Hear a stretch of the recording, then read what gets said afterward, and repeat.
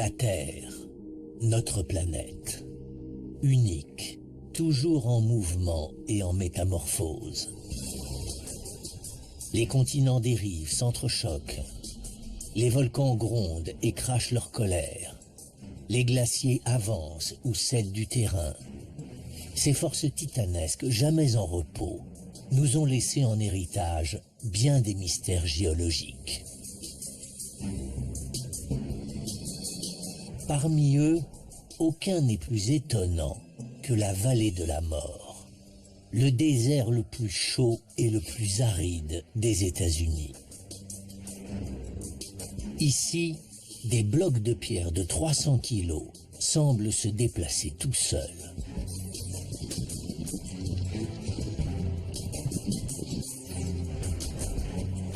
La vallée de la mort est située à l'altitude la plus basse du pays.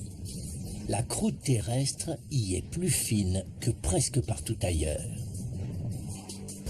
Pour les chercheurs, l'endroit est un laboratoire grandeur nature. Ici, on peut lire à même la roche l'histoire de notre planète et découvrir ses mécanismes secrets. Un pas de plus vers les origines de la vie.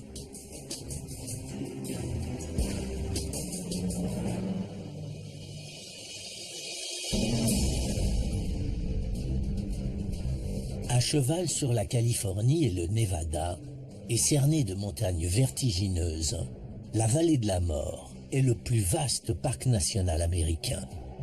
13 628 km², soit plus que toute la région Île-de-France. Elle s'étire sur 225 km et frôle parfois les 25 km de large. Ici, un soleil de plomb fait grimper le mercure jusqu'à 56 degrés. Ce désert brûlant est l'un des lieux les plus inhospitaliers sur Terre. Mais pour les géologues, cette vallée est un joyau, un théâtre à ciel ouvert où ils peuvent observer les forces titanesques de la nature en action.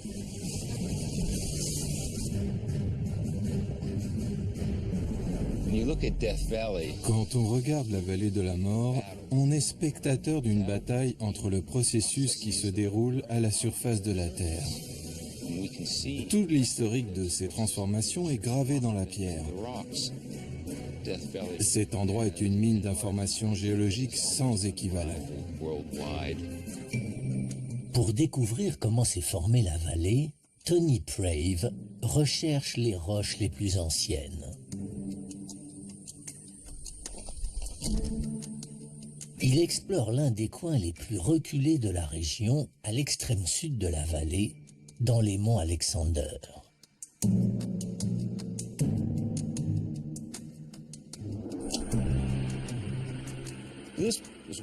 Cette roche est l'une des plus anciennes de la vallée.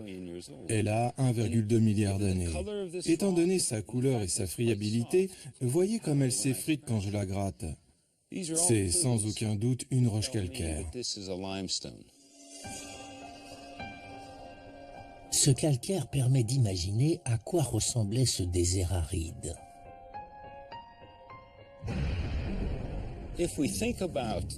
Le premier milieu auquel on pense quand on voit une couche de dépôt calcaire, c'est le milieu marin.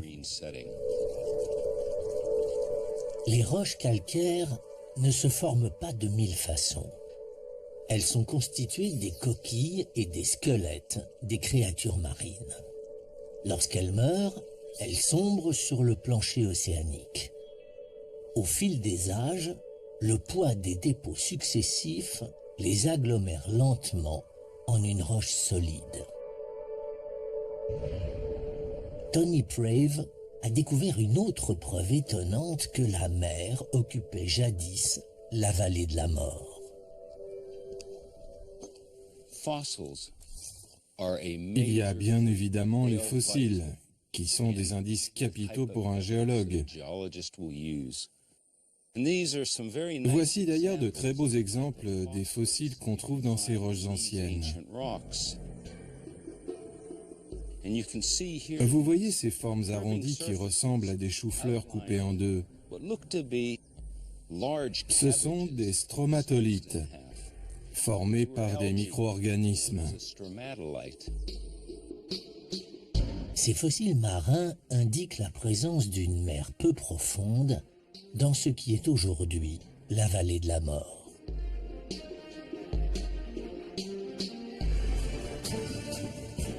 Voici à quoi ils auraient ressemblé à l'époque où ils proliféraient ici même, lorsque les couches calcaires ont commencé à se former, il y a plus d'1 milliard d'années. Ces formations nous apprennent qu'il y avait ici une mer peu profonde. Imaginons qu'on soit à l'époque où ces roches se sont formées. Je serai assis ici, en maillot de bain, et l'eau m'arriverait à la taille, un peu comme aux Bahamas. Ces stromatolites sont l'un des premiers signes de la vie sur Terre. Pour découvrir ce qui s'est produit au cours du milliard d'années qui a suivi leur apparition, Tony Prave ausculte les montagnes environnantes. Les différentes strates de roches colorées qu'on voit sur ces reliefs représentent les mers anciennes qui ont recouvert successivement la région. Les sédiments déposés forment une couche de calcaire, puis la mer se retire en laissant ses dépôts derrière elle, et ainsi de suite. Ainsi, nous pouvons retracer l'histoire de la région depuis l'ère des stromatolites jusqu'à ces couches géologiques 1 milliard d'années plus tard. Les géologues voulaient comprendre quel bouleversement géologique avait bien pu transformer une ancienne mer peu profonde en un désert brûlant.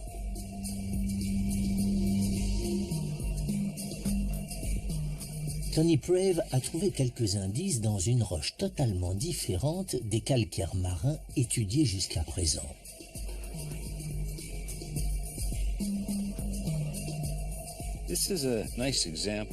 Regardez ce beau bloc de granit. Il a formé les veines que vous voyez dans les collines derrière moi. Ces veines apparentes sont un peu comme les doigts de ma main. Elles sont reliées à une masse plus importante de granit ancrée dans le sol. La présence de granit explique pourquoi les mers qui ont recouvert la vallée de la mort ont disparu. Car si aujourd'hui il est à l'état solide, il fut un temps où ce granit était encore de la lave en fusion. Il n'existe qu'une seule force de la nature, capable de faire fondre la roche et de la propulser à 1093 degrés Celsius à la surface de la Terre. Les volcans. La mer ne s'est pas asséchée. Elle a été repoussée par cette barrière de feu.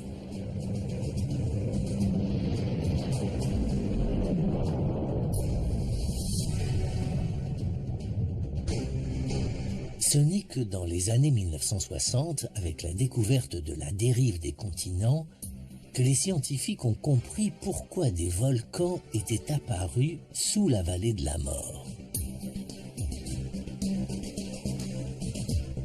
La théorie de la tectonique des plaques a révélé qu'il y a environ 100 millions d'années, un ancien plateau océanique a commencé à glisser sous l'Amérique du Nord. Conséquence, la Terre à cet endroit s'est soulevée. La chaleur générée par cette collision a donné naissance à une chaîne de volcans côtiers qui ont fini par repousser la mer, recouvrant la vallée de la mort. Ce paysage devait être un champ volcanique en pleine activité, très hostile. Il a signé l'acte de naissance de cette vallée. Ici et là, quelques vestiges dressent leur silhouette fantomatique. Il témoigne de la présence d'une substance bien plus rare que le granit, elle aussi ramenée en surface par les volcans. L'or. Bien que l'on trouve de l'or dans plus de 30 États des États-Unis, ici, le précieux métal a formé des veines prisonnières de la roche à mesure que le magma s'est solidifié près de la surface. De quoi envisager une exploitation et déclencher des millions d'années après sa formation la ruée vers l'or de la vallée de la mort. Voici un magnifique exemple de mine d'or. C'est la mine Eureka dans la chaîne des Pyramides. Ici, on a cherché de l'or dans les veines de granit qui se sont immiscées dans ces roches il y a 100 à 200 millions d'années. Les filons étaient supposés être nichés dans ces remontées de granit qui ont percé la couche sédimentaire. Et c'est là que de l'or a pu se concentrer. La ruée ne durera que quelques années. Les mineurs devaient souvent déblayer 1 tonne de roche pour trouver à peine assez d'or pour fabriquer une seule alliance.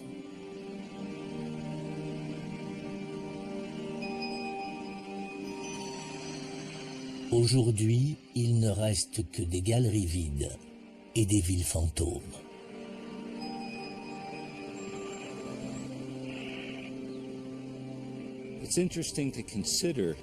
C'est intéressant de se dire que la fièvre de l'or, qui a embrasé la région, est une conséquence directe de l'activité volcanique d'il y a 100 à 200 millions d'années.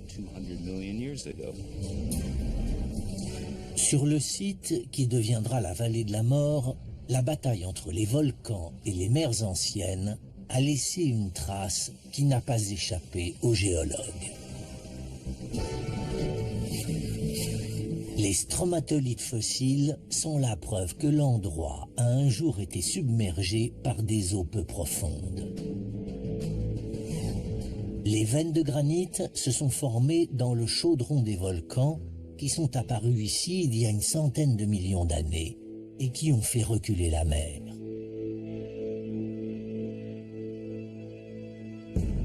Ce sont ces volcans qui ont signé l'acte de naissance de la vallée de la mort. Au premier jour, cet endroit était dominé par des sommets de près de 4000 mètres. Mais tapis dans les profondeurs de la Terre, des forces géologiques ont œuvré pour les abattre, étirer la croûte terrestre et faire de ce lieu le plus bas des États-Unis.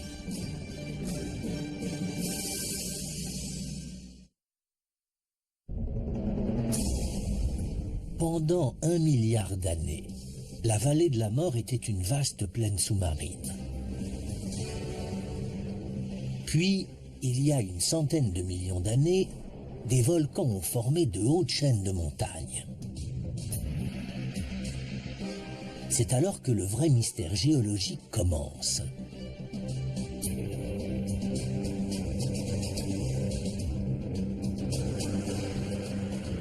Car il est clair que la région a subi une transformation extraordinaire. Aujourd'hui, les sommets qui dominaient le paysage ont laissé place à une vallée, sous le niveau de la mer. Seul vestige, ces cimes enneigées culminant à près de 3500 mètres, qui en gardent encore l'accès. C'est loin sous la surface de la Terre qu'il faut chercher les forces colossales qui ont modelé cette dénivellation entre 2 endroits distants d'une trentaine de kilomètres seulement. La vallée de la mort est mystérieuse à bien des égards. C'est un paysage unique. Le fond de la vallée est très profond. Il est sous le niveau de la mer et la plaine est bordée des 2 côtés de montagnes vertigineuses. C'est justement au fond de la vallée qu'on trouve la trace des forces souterraines, si on sait où regarder. Les couches sédimentaires horizontales, nées des dépôts au fond de la mer, sont encore bien visibles.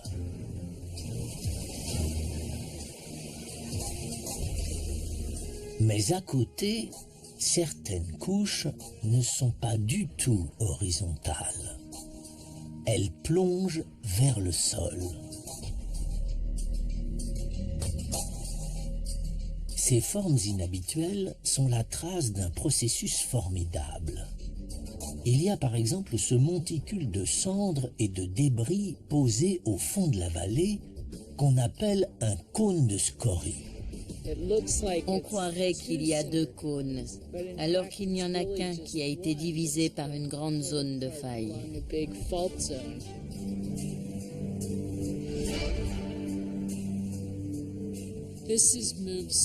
L'autre partie s'est déplacée de 213 mètres en 700 000 ans, soit environ 30 cm par millénaire.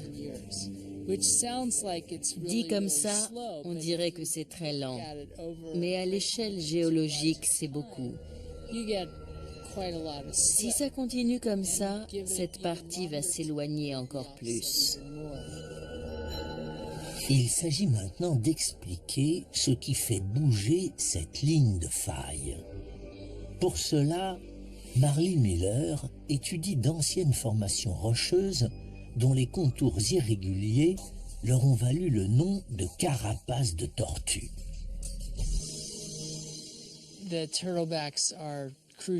Ces structures sont fondamentales si on veut comprendre l'origine de la vallée.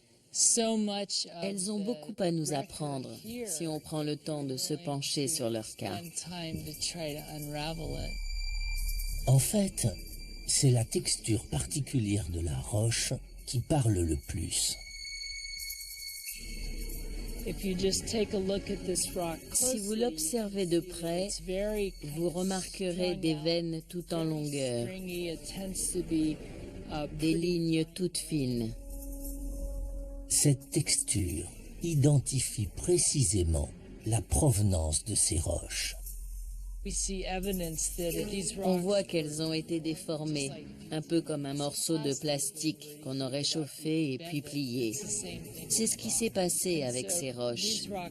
Elles se sont formées à une température et à des pressions très élevées à l'intérieur de la croûte terrestre, à une quinzaine de kilomètres de profondeur.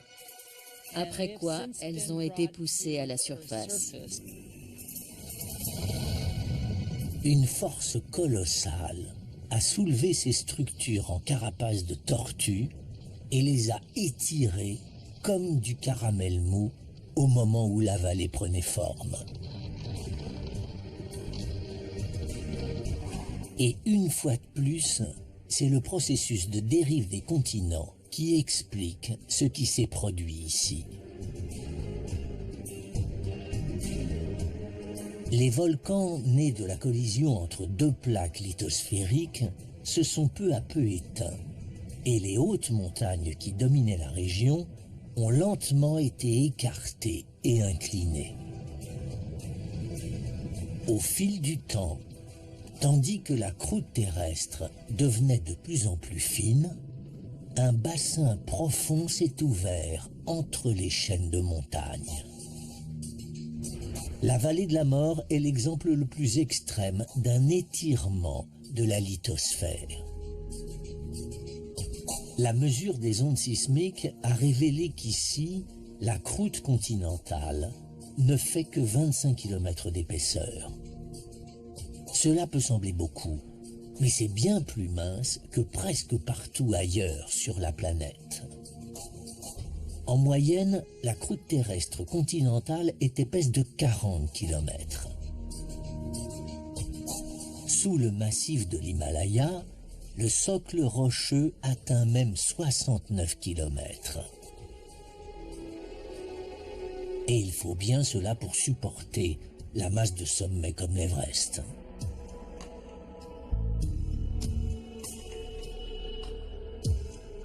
Les structures en carapace de tortue permettent de dater le moment de l'ouverture de la vallée de la mort. La datation de ces roches indique que cette déformation s'est produite il y a environ 13 millions d'années, bien que le paysage n'ait pas pris immédiatement sa forme actuelle.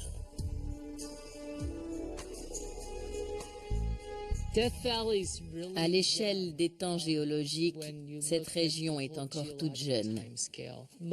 La vallée de la mort, telle qu'on la connaît, n'a que 3 ou 4 millions d'années, tout au plus. Les phénomènes d'élargissement ont commencé avant, mais la vallée elle-même est très récente. Les scientifiques savent que le processus est loin d'être terminé. Ils en ont la preuve irréfutable, et elle se situe ici, à Badwater.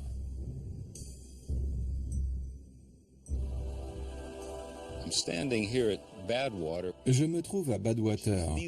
C'est le point le plus au-dessous du niveau de la mer de tout l'hémisphère nord.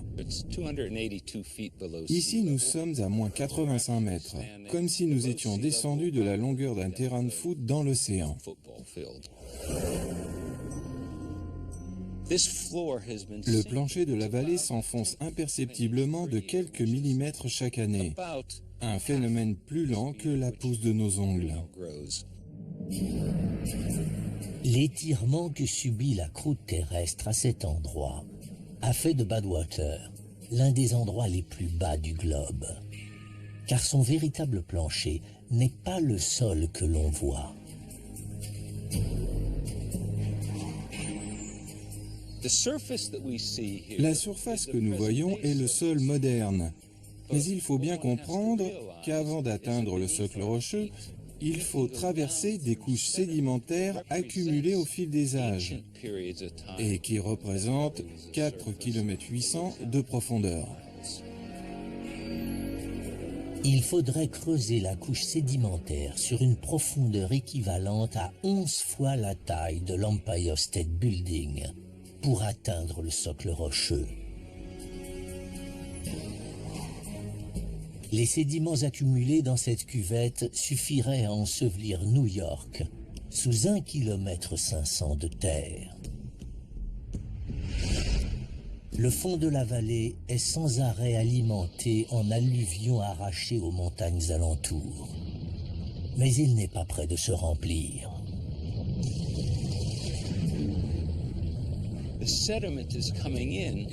Les sédiments s'accumulent moins vite que le plancher de la vallée ne s'enfonce. De ce fait, le sol sur lequel nous nous tenons reste sous le niveau de la mer et poursuit sa lente descente au fil des âges.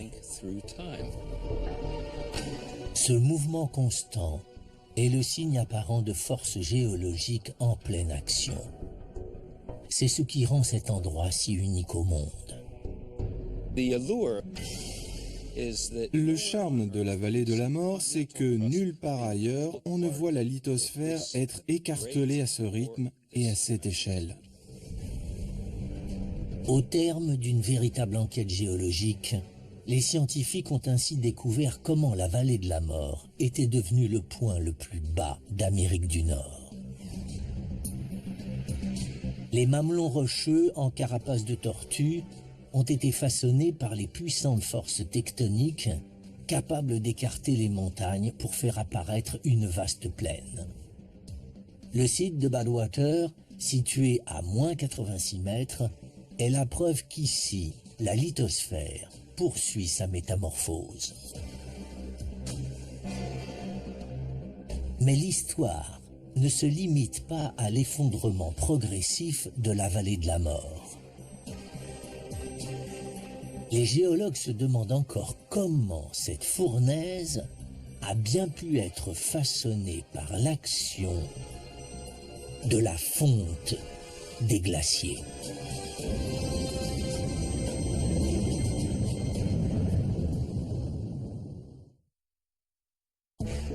Il y a 1,2 milliard d'années, la vallée de la mort était recouverte par la mer. 1 milliard d'années plus tard, des volcans ont surgi à cet endroit et repoussé l'océan. Puis, il y a 13 millions d'années, la plaque continentale a commencé à se distendre jusqu'à ce qu'il y a 3 millions d'années, la vallée de la mort devienne l'un des points les plus bas à la surface terrestre. Ce qui s'est passé ensuite, les chercheurs l'ont découvert grâce à un minerai peu connu, mais hautement prisé.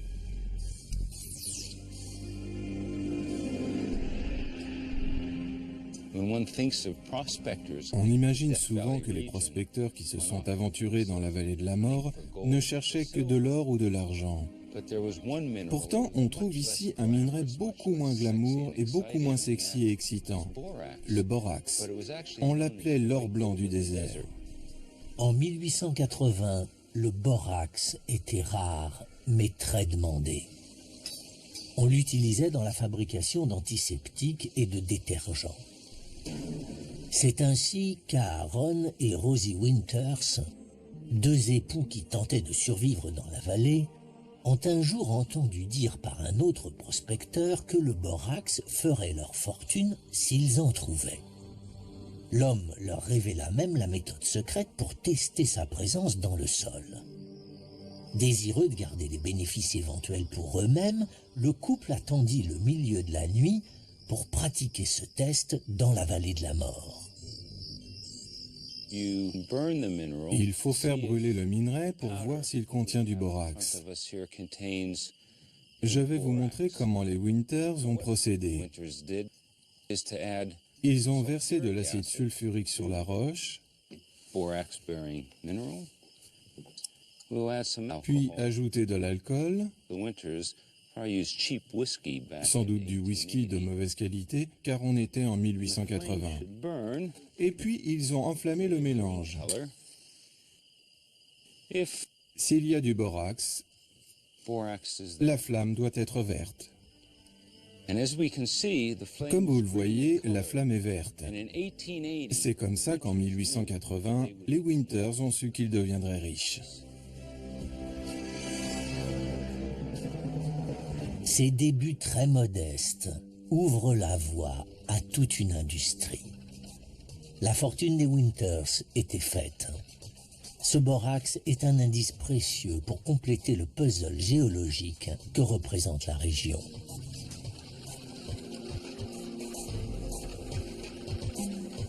Car il se trouve que les dépôts de borax ne sont visibles que dans le lit d'anciens lacs d'eau douce. L'eau de mer qui a un jour recouvert cette vallée avait alors disparu depuis bien longtemps, sans doute plus d'1 milliard d'années. Mais la présence de borax prouve que de l'eau douce a sûrement occupé cette zone lorsque les glaciers des environs ont reculé, il y a environ 200 000 ans.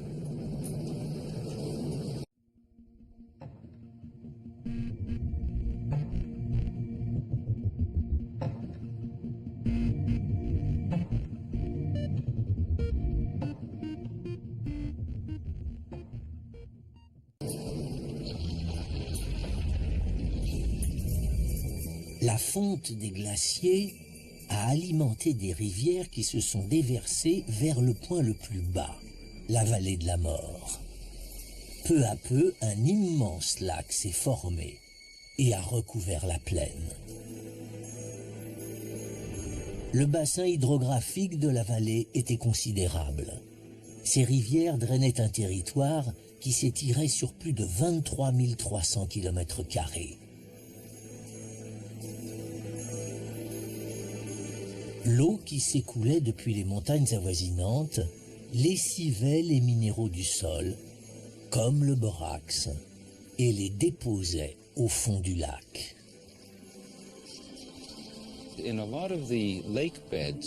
Dans beaucoup de lacs, le borax ressemble à un minerai blanc, au contour cotonneux. La présence de borax prouve qu'un lac s'étendait bien ici. Les géologues l'ont baptisé lac Manly, du nom du pionnier William Lewis Manly, qui a baptisé l'endroit Vallée de la Mort en 1849. Mais comment deviner les dimensions de ce lac, aujourd'hui disparu ? La clé du mystère se trouve ici, dans une petite butte traversée par la route, près de Beatty Junction, à l'est de la vallée.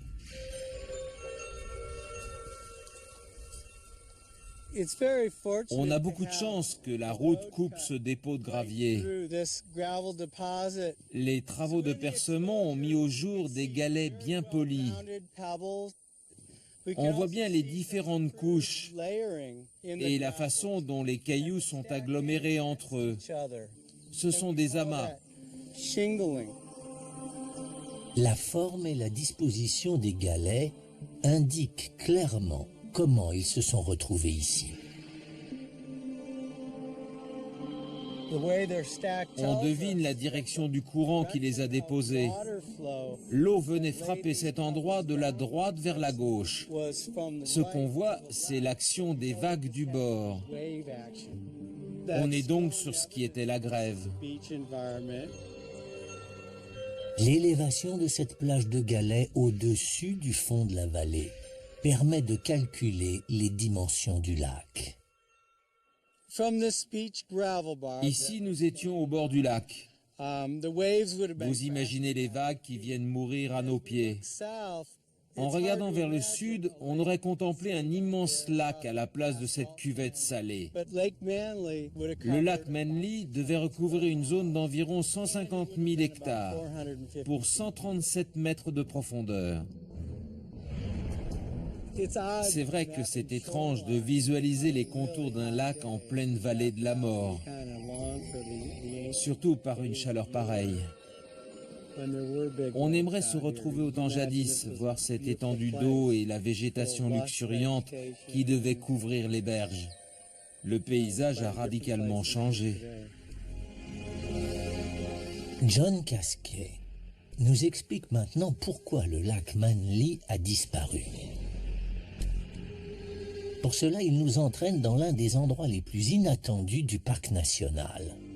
Ce champ au sol diaboliquement irrégulier, qu'on appelle d'ailleurs le golfe du diable. Ici, même les bruits sont étranges. Dans le silence du désert, on perçoit de faibles craquements secs à mesure que le soleil implacable assèche la moindre trace d'humidité encore retenue par le sol. Le sel qu'on voit ici est ce qui reste d'un lac. On appelle cet endroit le golfe du diable, mais c'est sûrement la surface la plus improbable pour pratiquer ce sport. Le sol est recouvert d'amas de boue salée.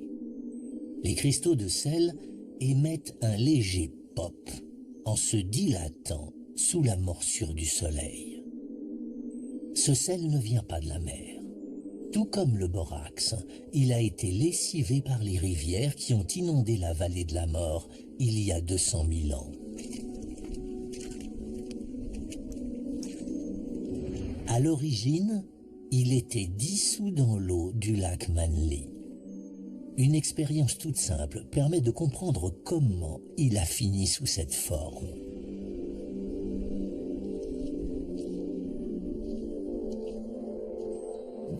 Je vais verser une solution d'eau salée sur cette plaque. Au fil de l'évaporation, on devrait voir un dépôt de sel se former. C'est comme ça que cette croûte salée est apparue.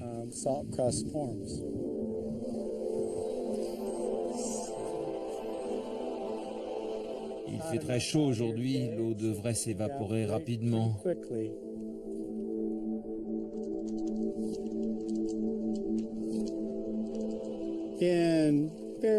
Ça n'a pas pris longtemps. Regardez ces magnifiques cristaux de sel sur les bords. C'est comme ça que se forment les plaques de sel. Lorsque la pluie tombe, le sel se dissout, comme dans la solution que j'ai ici. Et dès que l'eau s'évapore, les cristaux se reforment. Aujourd'hui, les plaques de sel de la vallée de la mort recouvrent plus de 517 km², soit 5 fois la superficie de Paris. Ce sont les vestiges d'un lac ancien qui a fini de s'évaporer il y a 2000 ans, lorsque le climat de la Terre s'est réchauffé. Depuis lors, les températures de la région n'ont cessé d'augmenter.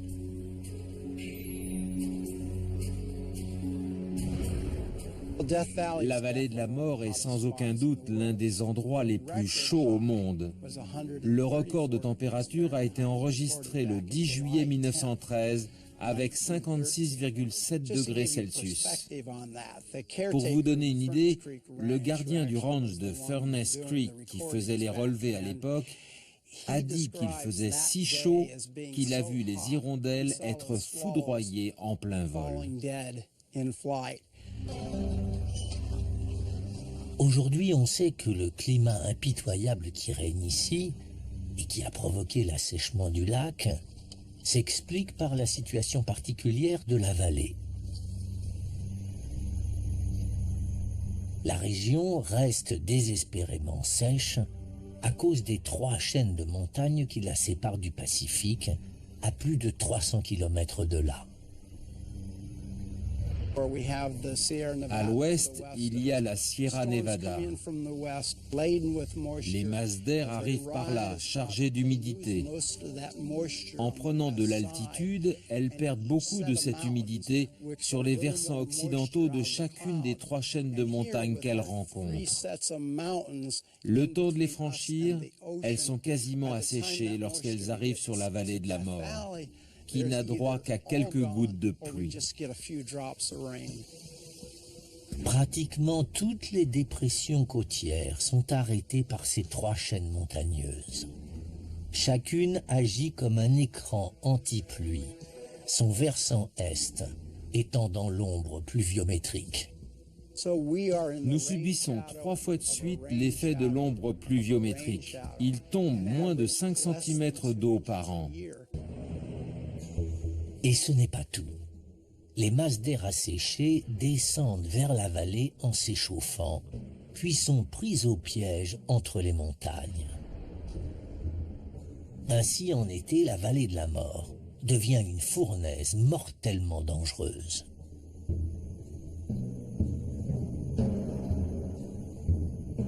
Petite démonstration à la station météo locale pour comprendre à quelle vitesse le lac de la vallée a dû disparaître. Chaque jour, en effet, le ranger Callaghan vérifie le taux d'évaporation. Pendant les mois d'été, il m'arrive d'avoir à verser 5 récipients comme celui-ci.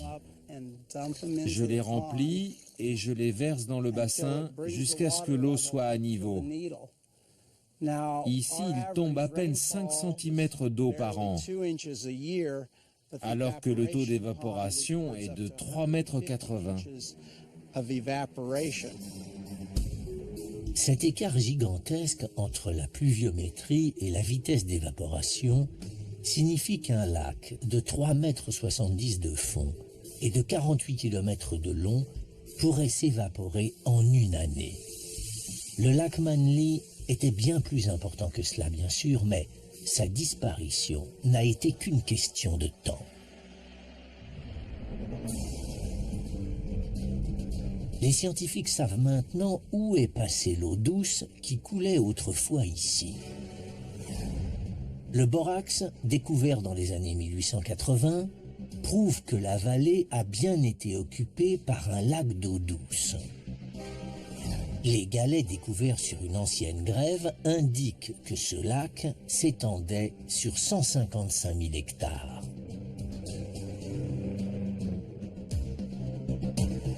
Lorsque les dernières mares d'eau douce se sont asséchées, il y a 2000 ans, la vallée de la mort est devenue l'endroit le plus aride des États-Unis. C'est ce qui rend la suite de cette enquête géologique particulièrement ironique. Car il apparaît que l'un des derniers bouleversements subis par la région soit dû à la puissance de torrents d'eau.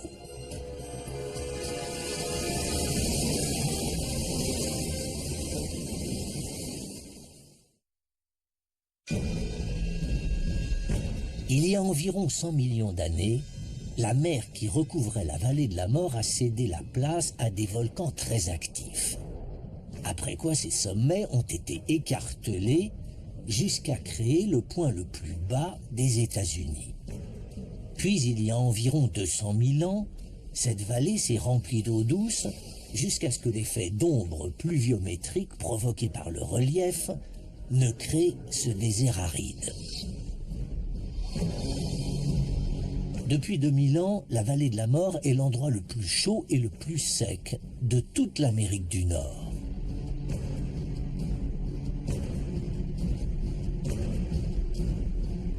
La présence d'une gorge creusée par l'eau, comme celle de Mosaic Canyon, a donc de quoi surprendre le visiteur sur cette terre ingrate.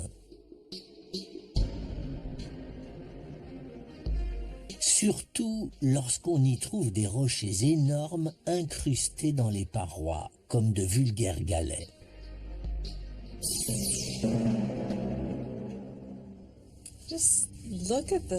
Regardez la taille de ce rocher et à quelle hauteur il se trouve.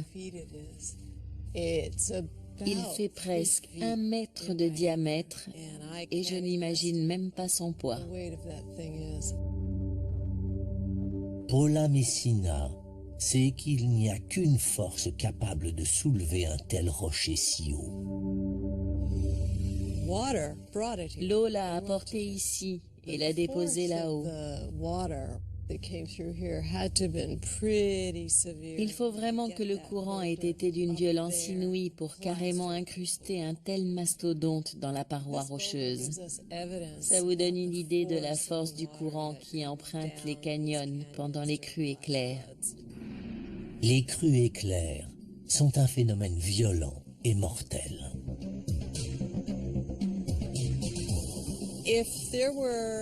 Si une telle crue dévalait ce canyon, je n'aurais même pas le temps de m'enfuir, tant la vitesse du courant est incroyable.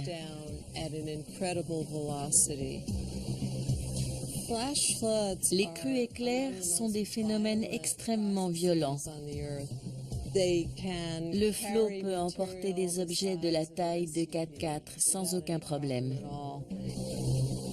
Voilà donc que dans un des endroits les plus secs au monde, des crues peuvent survenir. Comment? À cause de la pluie.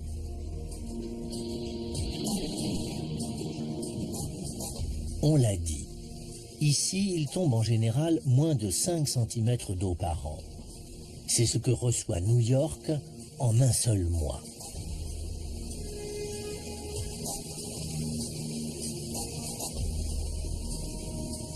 Mais il arrive que de violents orages déversent cette quantité d'eau en une seule journée.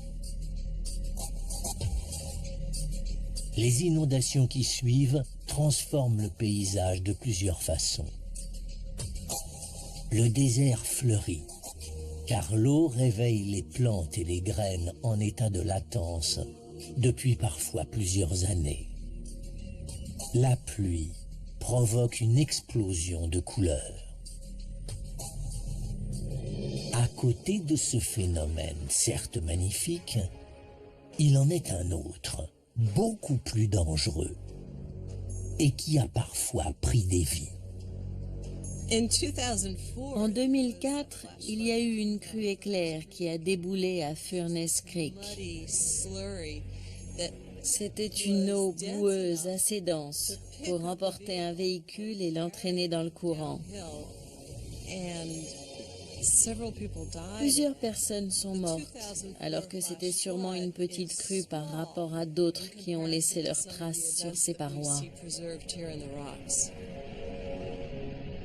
Si les crues éclairs ont lieu partout sur la planète, on trouve ici la preuve de l'impact géologique très particulier qu'elles ont eu sur la vallée. Ces parois en marbre sont polies, pas éraflées ni creusées. Elles ont été polies par un matériau très fin qui a été apporté par l'eau. La roche est très douce et rainurée. C'est incomparable. C'est près de Zabriskie Point, dans les Badlands, ou Mauvaise Terre, que se trouve la cause de cette abrasion. On les appelle Mauvaise Terre parce que rien ne pousse dessus. Le sol se désagrège et subit une forte érosion. Aucune plante ne peut y prendre racine. Les Badlands sont constitués de sédiments desséchés qui jonchaient autrefois le fond du lac recouvrant la vallée. Tout ça n'est que de la boue séchée. On appelle ça de l'argilite parce qu'elle s'est un peu transformée en roche. Les éléments minéraux contenus dans l'argilite se superposent en couches parallèles. Lorsqu'il pleut, la pluie ruisselle dessus et arrache pas mal de particules qui sont emportées en aval. Ce sont ces particules qui ont poli les parois du canyon. L'eau chargée de sédiments envahit la gorge et les frottements polissent et incisent la roche. À chaque crue éclair, le canyon devient plus profond. Ses parois grandissent et sont de plus en plus érodées. Le flot d'eau boueuse peut se frayer un chemin dans le socle rocheux à une vitesse et avec une force inimaginable. Ces canyons ont été creusés à la faveur de failles du terrain, là où la roche a été affaiblie par l'écartement sous-jacent que subit la vallée. Cet endroit est un manuel de géologie grandeur nature. La vallée de la mort est bien vivante. Ici, les choses changent à l'échelle d'une vie humaine.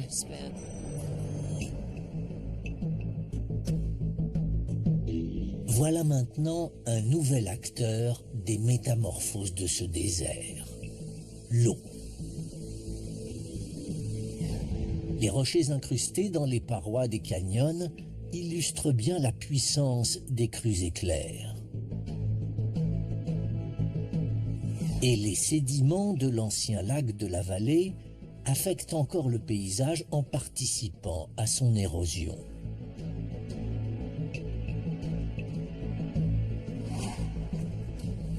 D'autres détails intriguent encore les chercheurs. Parmi eux, une énigme des plus étranges, celle des rochers qui semblent se déplacer tout seuls, parfois de plusieurs dizaines de mètres, en plein cœur de la vallée de la mort.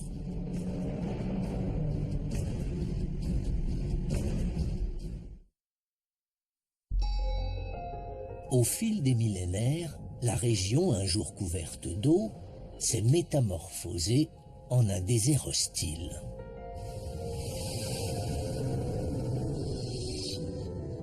Si les géologues comprennent aujourd'hui les processus qui ont modelé cette extraordinaire création de la nature, certains mystères demeurent.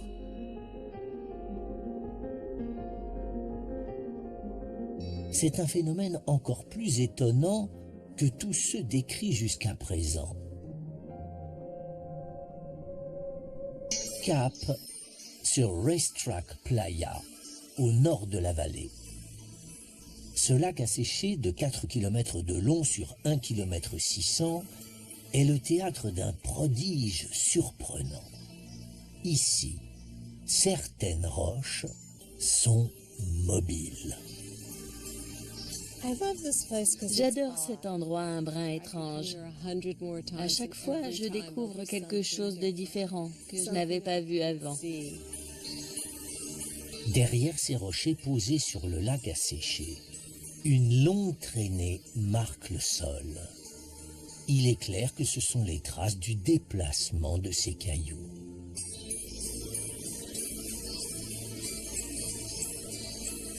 Mais comment diable des pierres peuvent-elles glisser vers l'amont? Sans compter qu'il ne s'agit pas de vulgaires galets, non, Certains blocs pèsent plus de 300 kilos. Et d'autres ont laissé derrière eux une trace de 900 mètres de long. Le phénomène a commencé à être répertorié il y a une centaine d'années. Pourtant, personne n'a jamais vu ces rochers se déplacer.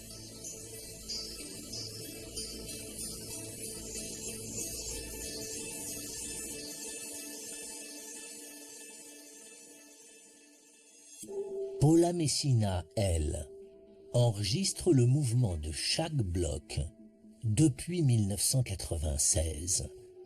Son système GPS lui indique une position au centimètre près. La géologie n'est rien d'autre qu'un travail de détective. Mais plus que chercher les traces de choses qui se sont produites il y a très longtemps, je préfère travailler ici à Racetrack, parce que là, l'histoire géologique est en train de s'écrire. Premier indice, la surface sur laquelle les blocs glissent. Je pourrais très probablement me limer les ongles en les frottant dessus.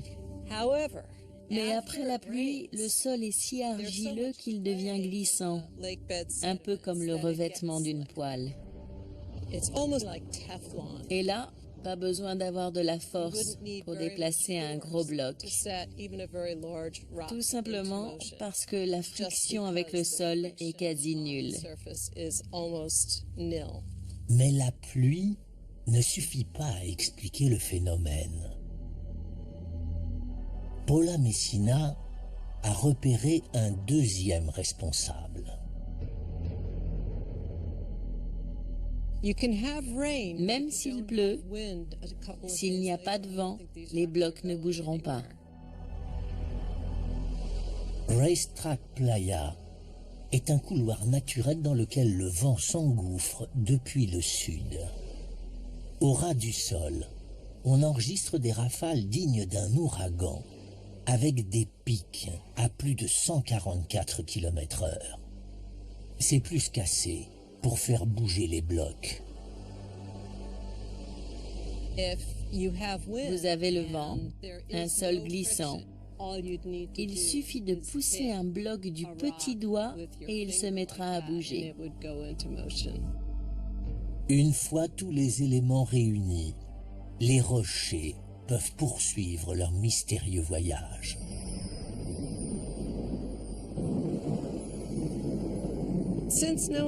Personne n'a jamais été témoin de leur déplacement. On ne peut qu'imaginer leur vitesse. Mais d'après ce que j'ai vu, ces blocs glissent vite. On peut estimer qu'ils avancent entre 5 et 6 km/h, comme quelqu'un qui marche d'un bon pas. Mais tant que ce phénomène n'aura aucun témoin, le mystère des roches mobiles de la vallée de la mort perdurera. J'espère bien qu'il ne sera jamais résolu. C'est ce qui pique mon intérêt et c'est certainement ce qui attire tant de gens.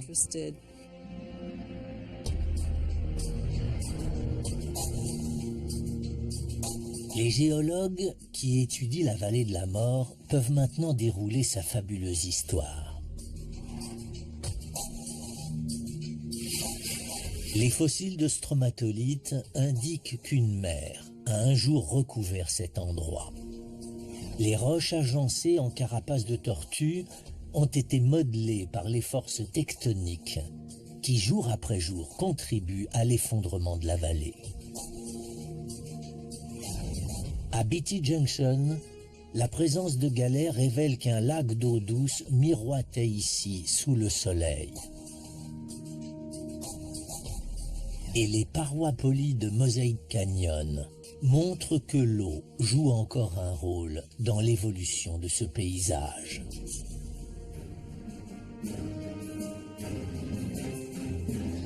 La vallée de la mort reste l'une des merveilles géologiques les plus fabuleuses du monde. Et elle n'a pas fini sa métamorphose. Son socle rocheux subit un lent écartèlement sous l'effet des mouvements magmatiques. En clair, Ici, la croûte terrestre s'étire et devient de plus en plus fine. Un jour, dans des dizaines de millions d'années, la vallée de la mort sera peut-être séparée du reste des États-Unis par une mer. Qui sait? En attendant, elle poursuit son lent effondrement, tandis que sa surface continue d'être sculptée par l'eau. Ici, la Terre n'est jamais au repos.